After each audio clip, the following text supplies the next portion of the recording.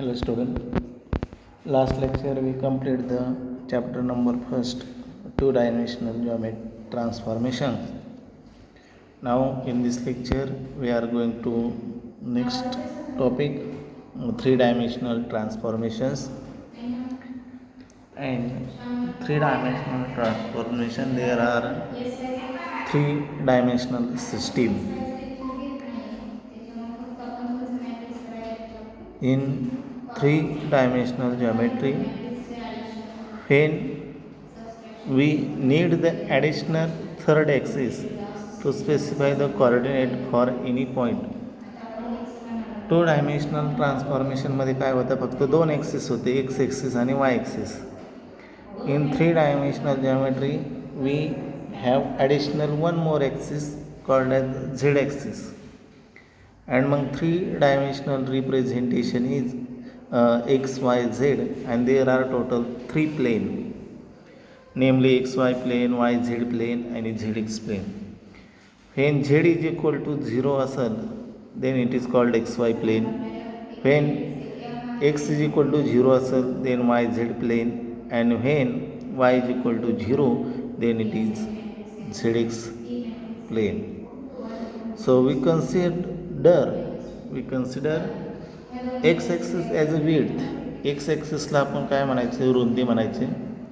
y axis as a height and z axis as a depth, म्हणजे जाडी, उंची, खोली.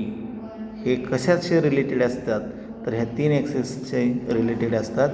x axis is related to width, y axis is related to weight, and z axis is related to depth.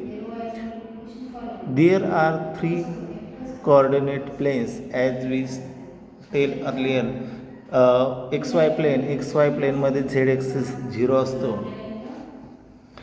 yz plane मध्ये x axis 0 असतो, आणि zx plane मध्ये y axis 0 असतो. y is equal to 0 plane त्याला म्हणतात. xy प्लेनलाच z is equal to 0 plane असं पण म्हणू शकतात. yz प्लेनलाच तुम्ही x is equal to 0 plane म्हणू शकता, आणि zx प्लेनलाच तुम्ही y is equal to 0 plane म्हणू शकता. अशा पद्धतीचे तुम्हाला हे तीन प्लेन आहेत. Consider the three dimensional system O X Y Z and we consider the homogeneous coordinate P. Point पीचं रिप्रेझेंटेशन कसं असतं, दोन प्रकारे रिप्रेझेंटेशन करतो. एक रो व्हेक्टरमध्ये आणि दुसरं कॉलम व्हेक्टरमध्ये रिप्रेझेंटेशन असतं.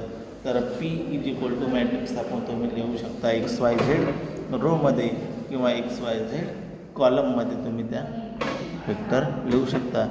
We consider the homogeneous coordinate of point P is equal to X dash Y dash Z dash H. Here H is not equal to 0. Homogeneous coordinate H is not equal to 0. So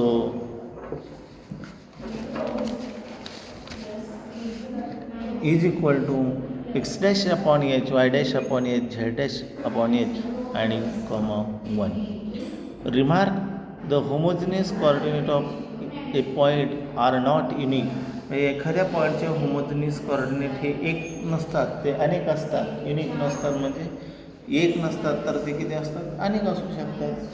किती असू शकतात, तर बघा एखादा point घेतला आपण P is equal to suppose 1 2 3 point घेतला in three dimensional स्पेसमध्ये 1 2 3. तर 1 2 3चं किती प्लेन होऊ शकतात, तर 1 2 3 1. एच इज इक्वल टू 1 असेल तर एचची व्हॅल्यू 2 असेल तर काय होईल, त्याचं 2 6 9 2 होईल.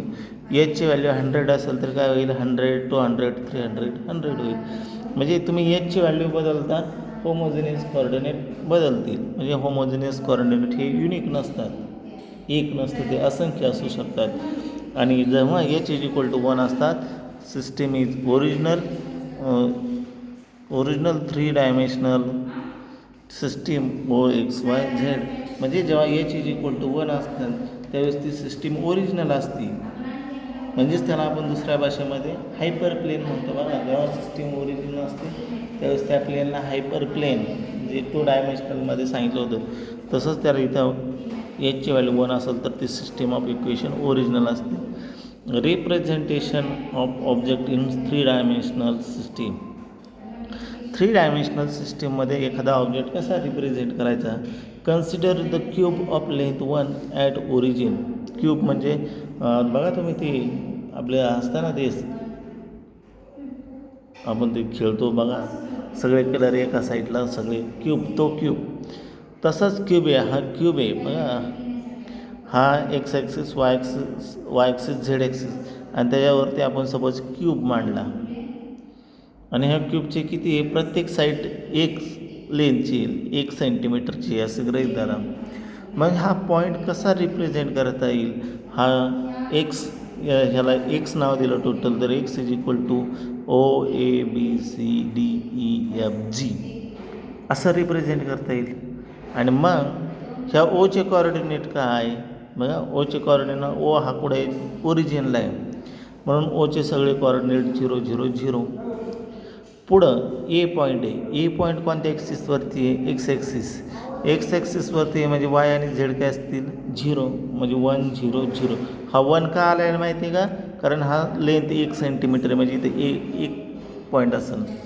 नंतर बी पॉईंट कुठे आहे, बी पॉईंट इथे आहे. बी पॉईंट कुठे आहे, एक्स आणि वाय ॲक्सिसच्या मध्ये, एक्स आणि वाय ॲक्सिसच्या मध्ये, म्हणजे झेड इज इक्वल टू काय असलं पाहिजे 0. इथे पॉईंट काय झाले 1 1 0. सी पॉईंट कुठे आहे, वाय ॲक्सिसवरती, म्हणजे ते पॉईंट काय असणार 1 0 1 0. ठीक आहे. नंतर डी पॉईंट कुठे आहे, डी पॉईंट इथे, म्हणजे तो कुठे आहे झेड आणि वाय ॲक्सिसच्या मध्ये, म्हणजे एक्स इज इक्वल टू काय असणार 0, म्हणजे काय असणार 0 1 1. ई पॉईंट कुठे आहे, ई पॉईंट झेड ॲक्सिसवरती, म्हणजे 0 0 1. एफ पॉईंट कुठे आहे रे, एफ पॉईंट एक्स आणि झेडच्या मध्ये, म्हणजेच काय असणार तो 1 0 0. आणि जी पॉईंट जर तुम्हाला दिसताना कुठे दिसतोय, तर हा एक्स आणि वायच्या मध्ये दिसतोय, पण तो ॲक्च्युअली एक्स आणि वायच्या मध्ये नाही, तर तो ॲक्च्युअली तिन्ही ॲक्सिसला कनेक्ट आहे. बघा तिन्ही ॲक्सिसला कनेक्ट आहेत, म्हणून त्याचे पॉईंट काय आहेत 1 1 1. आणि जर ह्याला तुम्ही पुढं काय केलं, जर होमोजिनियस कॉर्डिनेट ॲड केले, तर एक कॉलम ॲड करायचा 1 1 1 नावाचा, तर हे ओरिजिनल, आणि हा त्याचा होमोजिनियस कॉर्डिनेट ॲड केल्यानंतर 1 1 1.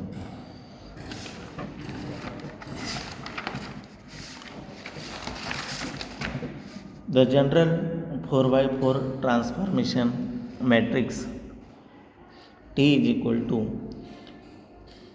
ABCDEFGIJ. एच घेतला नाही, कारण एच कुठं वापरतो, तिथं होमोजिनियस सिस्टीममध्ये वापरतो, म्हणजे इथं ड्रॉप केलेला आहे. ते खाली LMN आणि पुढं एक कॉलम आहे PQRS. हा मॅट्रिक्सचे बघा टोटल 4 भाग केलेत, म्हणजे हे 4 प्रकारचे ट्रान्सफॉर्मेशन दर्शवतात. बघा कसे, तर हा मॅट्रिक्स 3x3चा आहे ना, ABC वरचा अप्पर सगळ्यात मोठा ABCDEFGIJ. दिस 3x3 matrix produces scaling, reflection, Tsering, rotation. ठीक आहे. म्हणजे ह्या 3x3च्या मॅट्रिक्सवरती काय आपलं असतं define, Tsering, rotation, reflection, scaling, हे 4 प्रकार तिथं डिपेंड असतात. LMN काय असतं, LMN इथं तुम्ही बघा 2x2 मध्ये फक्त L आणि Mच असायचे. आता LMN वाढला. L हा काय असतं, एक्स ॲक्सिसचं ट्रान्सलेशन, वाय ॲक्सिसचं ट्रान्सलेशन, आणि N म्हणजे झेड ॲक्सिसचं ट्रान्सलेशन, म्हणजेच 1/3 मॅट्रिक्स प्रोड्युसेस ट्रान्सलेशन. ए हा फक्त ए नाही, सॉरी यस, यस, तर हा yes, this is the 1/1 matrix produces overall स्केलिंगसाठी तो यस वापरतात. आणि कॉलममध्ये आहे ना PQR, this is the 3/1 matrix produces perspective transformation. हे आपल्याला खालचे 2 एवढी काही महत्त्वाचे नाहीत, आपल्याला फक्त वरचे 1 नंबर आणि 2 नंबरचा महत्त्वाचं आहे. स्केलिंग, रोटेशन, रिफ्लेक्शन, ट्रान्सलेशन आणि सेरिंग, हे 4-5 प्रकार जर तुम्ही लक्षात घेतले, तर हा चॅप्टर इथं एकदम सोपं आहे. फक्त हे 2 मॅट्रिक्स लक्षात ठेवायचे आणि हा एक LMNचा. तर वरचा 3/3 मध्ये रोटेशन, स्केलिंग, रिफ्लेक्शन, शेअरिंग आणि खालचा 1/3 ट्रान्सलेशन असतं. एवढंच लक्षात ठेवायचं. खालचे 2 लक्षात नाही ठेवले तरी चालेल. ठीक आहे. आता खाली आपण 1 बाय 1 पाहणार आहे. 3 dimensional scaling, reflection, shearing, rotation आणि ट्रान्सलेशन. हे 4 प्रकार आपल्याला इथं 5 प्रकार आपल्याला शिकायच्यात. त्यातलं पहिलं स्केलिंगचे. आता इथे आपण फक्त मॅट्रिक्स लिहिणार आहे. आता स्केलिंगचे किती प्रकार लिहिणार आहेत आपण? 5 मॅट्रिक्स लिहिणार आहेत स्केलिंगचे. कोणते स्केलिंगचे 5 प्रकार लिहिणार बघा. लक्षात ठेवायचं कसं ठेवायचं ते तुम्ही तुमच्या मनात ठेवायचं. आता कसं लक्षात ठेवायचं? Scaling x axis, scaling Y axis, scaling Z axis 3 झाले. परत ह्या सगळ्यांचं एकत्र XYZ स्केलिंग आणि 5वा म्हणजे युनिफॉर्म स्केलिंग. असे टोटल 5 मॅट्रिक्स आहेत स्केलिंगचे. त्यातला पहिला एक्स कोऑर्डिनेटचं जर स्केलिंग घ्यायचं असेल, X coordinate by scaling by factor A. जर एक्स ॲक्सिस फक्त स्केल करायचं असेल तर ट्रान्सफॉर्मेशन मॅट्रिक्स A00, बाकीचे डायगो 011 सॉरी 0100 0010 आणि 001. फक्त एक्स ॲक्सिसचं स्केलिंग असेल. वाय ॲक्सिसचं स्केलिंग असेल Y coordinate scaling by factor E. जर वाय ॲक्सिसचं जर फक्त स्केलिंग करायचं असेल फॅक्टर ईने तर 100 0E 00 0010 001. ठीक आहे. हे एक्स ॲक्सिसचं स्केलिंग, हे वाय ॲक्सिसचं स्केलिंग. झेड ॲक्सिसचं असेल तर इथं काहीतरी येईल. ठीक आहे. बघा मग scaling in Z coordinates by factor J, then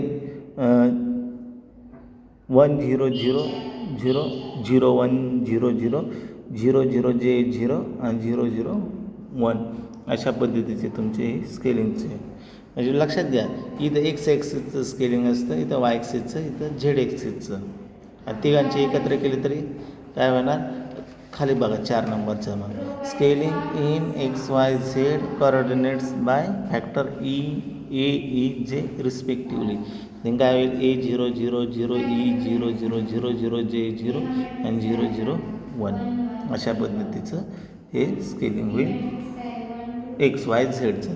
आणि युनिफॉर्म असेल तर हे तिन्ही एकत्र ठेवायचे. Uniform scaling by factor A, then A00 0A00 00A0 001. बघा लक्षात ठेवायचं. हा एक मॅट्रिक्स लक्षात ठेवला ना, हा 4 नंबरचा, तर सगळे लक्षात राहतात. हा एक्स ॲक्सिस, हा वाय ॲक्सिस, हा झेड ॲक्सिस. आणि युनिफॉर्म असेल तर हे तिन्ही सारखे घ्यायचे. ठीक आहे. लक्षात ठेवायचे स्केलिंगचे. आता आपण ह्याच्यावरती 1-2 रिमार्क येतात आणि खाली एक एक्झाम्पल आहे. रिमार्क आहे if A is greater than 1 then it is expansion of the object. जर एची व्हॅल्यू जर ग्रेटर दॅन 1 असेल म्हणजे ह्या युनिफॉर्म स्केलिंगमध्ये एची व्हॅल्यू जर ग्रेटर दॅन 1 असेल तर तुमचं ऑब्जेक्टचं एक्सपान्शन होतं. एक्सपान्शन होतं म्हणजे कसं होतं बघा. इथं जर तुमचा XYZ ॲक्सिस असेल XYZ आणि इथं ऑब्जेक्ट एवढंच असेल आणि ह्याचं जर ट्रान्सफॉर्मेशन केलं XYZ ॲक्सिसमध्ये XYZ axis using transformation matrix T, तर हा ऑब्जेक्ट एक्सपांड होतो. म्हणजे तो मोठा होतो. आज हे त्या ऑब्जेक्टपेक्षा मोठा होतो.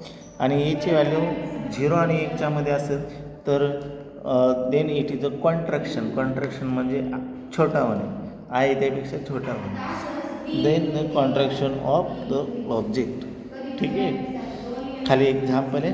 Find the transform object when unit cube at origin is scale in XYZ direction by factor 1, 2, 3 respectively. म्हणजे तिन्ही ॲक्सिसचं स्केलिंग आहे. तिन्ही ॲक्सिसचं स्केलिंग म्हणजे पहिल्या ॲक्सिस 1, दुसऱ्या ॲक्सिसला 2, झेड ॲक्सिसला 3. मग ट्रान्सफॉर्मेशन मॅट्रिक्स काय होईल? 1, 2, 3. बरोबर. हे लिहून घ्यायचे 1, 2, 3 आणि इथालचा 1 फिक्स असतो, बाकी सगळे 0 लिहायचे. 1, 2, 3 डायगोनल 1, 2, 3 1 आणि 0. आता युनिट क्यूब करायचा. युनिट क्यूब तुम्हाला पाहिलं आहे. युनिट क्यूबचं रिप्रेझेंटेशन तुम्ही पाहिलं आहे. Fair X is equal to unit cube at origin. म्हणजे हा युनिट क्यूब आहे. म्हणजे प्रत्येक बाजू 1 सेंटीमीटर 1 मीटर असं युनिट क्यूब ॲट ओरिजिन. मग हा एक्स कसा लिहायचा कॉलममध्ये आणि त्यापुढे हे कॉर्डिनेट. हे कॉर्डिनेट कसे लिहिलेत हे आपण मागाशी एक्सप्लेन केले, तरी एकदा तुम्ही चेक करून घ्या.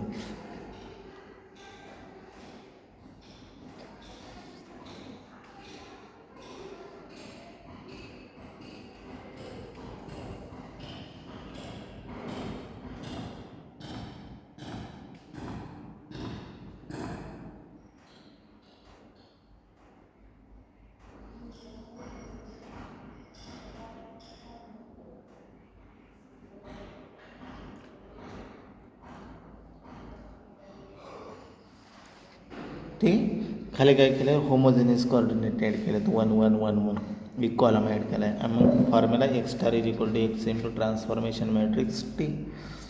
आणि हा गुणाकार इथं आहे, हा गुणाकार इथं केलेला आहे. आणि हा गुणाकार केल्यानंतर परत हे शेवटचा कॉलम काढून टाकलेला आहे. हा गुणाकार तुम्ही चेक करा 2 मिनिटात.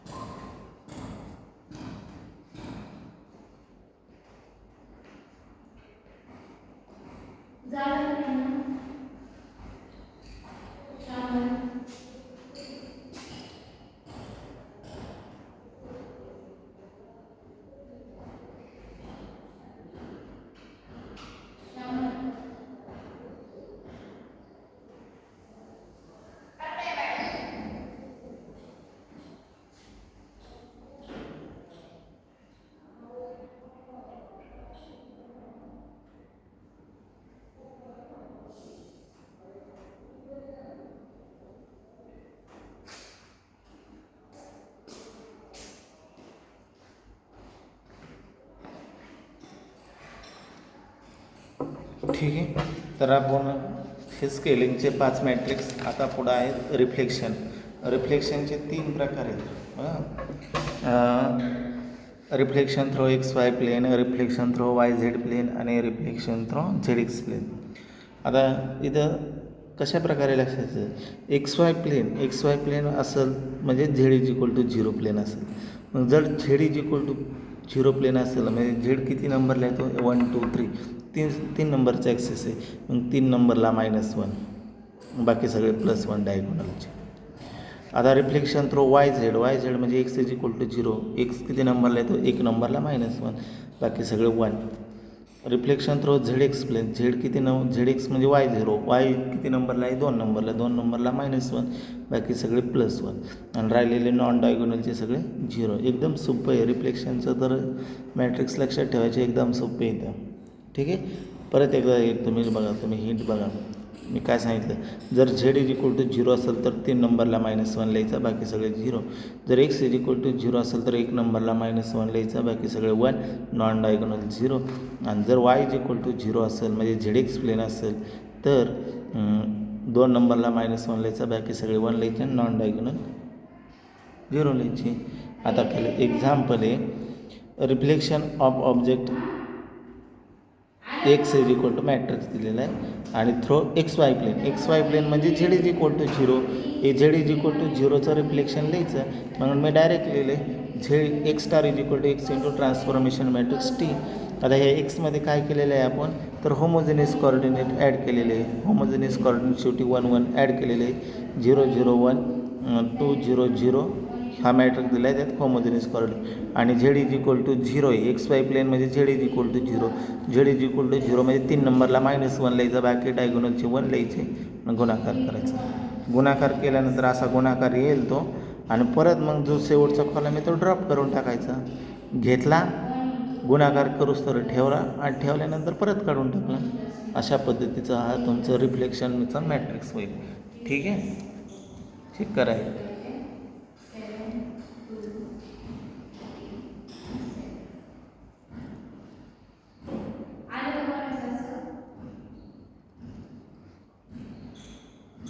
तर इथं आपण थांबतो आहे. उद्याच्या लेक्चरला आपण पुढं रोटेशनचे आणि शेअरिंगचे ट्रान्सफॉर्मेशन मॅट्रिक्स पाहू. ठीक आहे. We stop here.